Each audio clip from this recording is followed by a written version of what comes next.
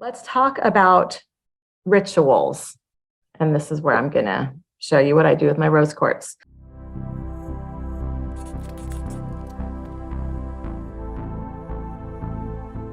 The purpose of a ritual is to change your channel, right? We can create sacred ritual from any number of things, even mundane. We can make a sacred ritual from it. So you're changing your channel to a place of open-heartedness, open-mindedness, and deep connection. And ritual is what does this. So the definition of ritual is a sequence of activities involving gestures, words, and objects performed according to a set sequence. I know that sounds a little bit dry, but I wanted to get across the sequence, that there's a process, there's a step-by-step with ritual. Not that you have to do it always in the same exact order, but all of these things get done in a ritual. When you create a sacred ritual, it brings holiness to whatever the act is. So for your channeling, as you are preparing, you set your space up and you present yourself to the channeling. What do you do to signal guidance, your higher self, your angels, your spirit guides, that here we are entering into a higher frequency together. I am inviting you. I am here to receive. I am aligning. What do you do? What behaviors can you create that will set the tone for that, set the stage for that? I'll tell you what I do before my sessions, and you can use some of these ideas, create your own, but this is what I do. So as I mentioned, I have my rose quartz. Before I do a session, I actually use this kind of like a clearing mechanism. I know it's a healing stone, but it's really, you can see it's pretty substantial and heavy. And I clear in front of my throat chakra, and I clear above the crown, and I kind of run it up and down, and I envision that I am clearing away any cords, any energy attachment that I'm connected with that doesn't serve the highest good. And I say something to that effect too. I have words that I use as a ritual and as a mantra as I'm getting ready to do a session. So I do that. I also, before I do a session, so when I do that, that's when I'm seated and getting ready to engage with a client. Before that, the rituals that I do before that, I do some movement depending on how gunked up my energy body feels. And we all know what it feels like when our energetic body, it feels sticky or heavy or like we're carrying something that we don't want to carry. So I shake my body, I stomp, I dance. Sometimes I will vocalize if I feel like there's some energy that needs to move from that area. But I do a lot of movement and I shake stuff off, especially when I feel like I am carrying something that does not belong in the session as I serve a client. This also creates more space, of course, in the body. Whatever you release, there's more room for softness and warmth and peace and guidance to move in. I do a breathing ritual, a breathing practice to settle. So after I get all that energy out and I'm kind of breathing a little hard, I will sit and I will center myself using breath. And just like I showed you guys in the heart coherence practice, I breathe in and out. I imagine myself breathing in and out through my heart. Okay, breathing, inhale through the front of the heart, exhale through the back of the heart. I imagine this air is cleansing and clearing and removing and releasing anything that does not serve the highest good, making room and space for the highest vibrational loving frequency. So this is what connects me and centers me back in the body after shaking everything out and brings me into a state of peace and awareness.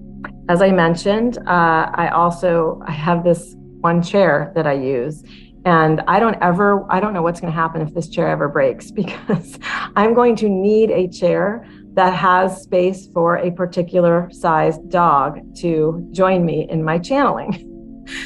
So your physical space and your physical comfort are actually very important, because we're not monks.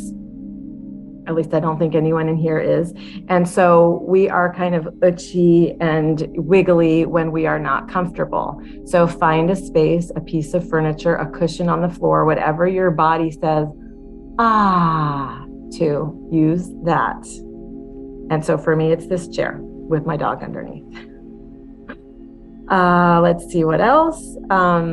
Crystals and physical objects. I showed you that I have a bunch of crystals. I hold those glass pieces with the ashes of my beloveds in them.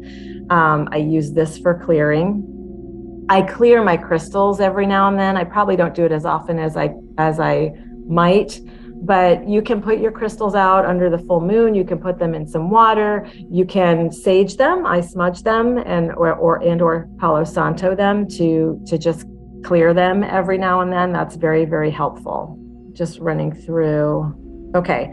And then I'm going to tell you guys what I say, a mantra. This is always part of the ritual before I do a client session. And I typed it up as best I could because I run through it in a particular way, but I wanted to make sure I covered it all completely. As I run this crystal in front of my throat, in front of my heart, and over my head, I say, may I please be a clear vessel for the highest vibrational loving frequency. May my personal biases and judgments be moved aside so that I may attune to the insights and wisdom that will be in the highest service for, and then I know which client I'm seeing, so I will say their name. It's a way of centering them. And then I say, may I have, this is important because as a speech pathologist, words and language are my jam. And I know how frustrating it is from having worked in the field with people who are struggling to find words and language. So I pray for this, I request this, I say, may I please have the clearest access to the words, the language, and the images that are the highest vibrational match to the wisdom and information that's coming through, right?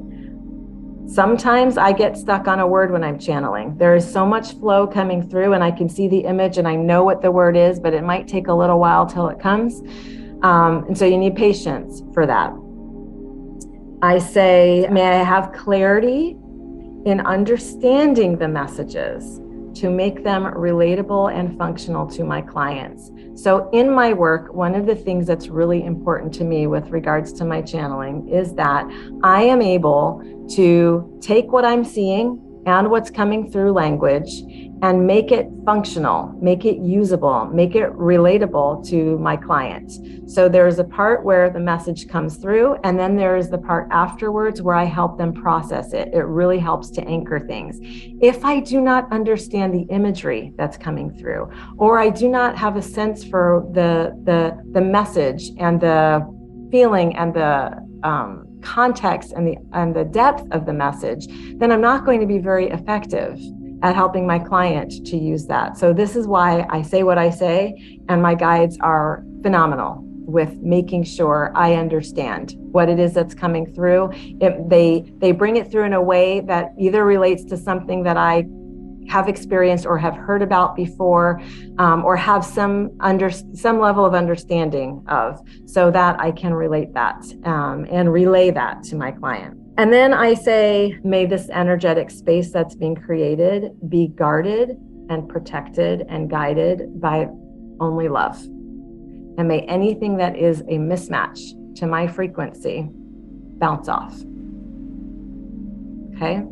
And that is how I seal the space that I'm creating for me and my clients to do the work that we are here to do together. There's also a ritual that I do after I'm done channeling. Now, a lot of what I'm talking about is me as a professional channel, but I also have and do channel for my life, my children, my family, my decisions, etc. And so but from the professional perspective, again, I'm going to tell you what I do when after I close the session or the space or the group, because what's super important is to clear that field, to disconnect. When you are channeling for someone, you are deep in their energy field.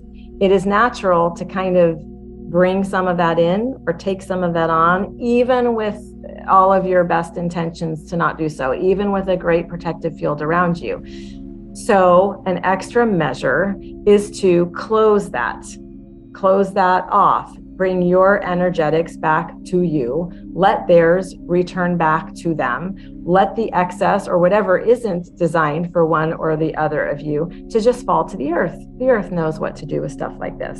So at the end of a group or session, I use what I call my high-tech cord cutting technique. Are you ready? Some of you have seen this. Okay, do this. Get your scissor hands ready.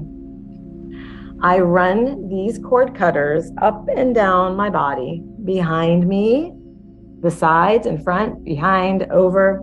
And I say, I am clearing myself of any energy that might have entered into my energetic field that is not for me, that is not of me. I am lovingly disconnecting from it. I am blessing it. Don't forget to bless the energy. And I am returning it to its rightful host, or allowing it to freely land on the earth wherever it can be best utilized. Don't forget to do this.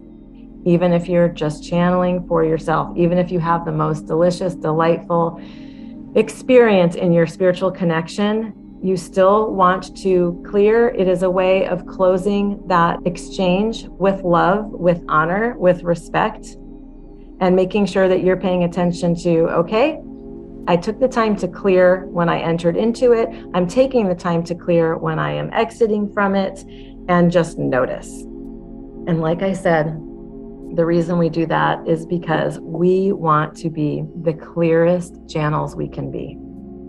And it is hard in this time of intensity to walk around on the planet and not feel the collective energetics of despair, of suffering, of the enormity that is going on in the world. So this is a good practice. You can do this after you go to Costco, that you can do this after you spend any time in the public sphere. This disconnection, this clearing technique is really very important and effective. So that's my personal ritual for professional channeling.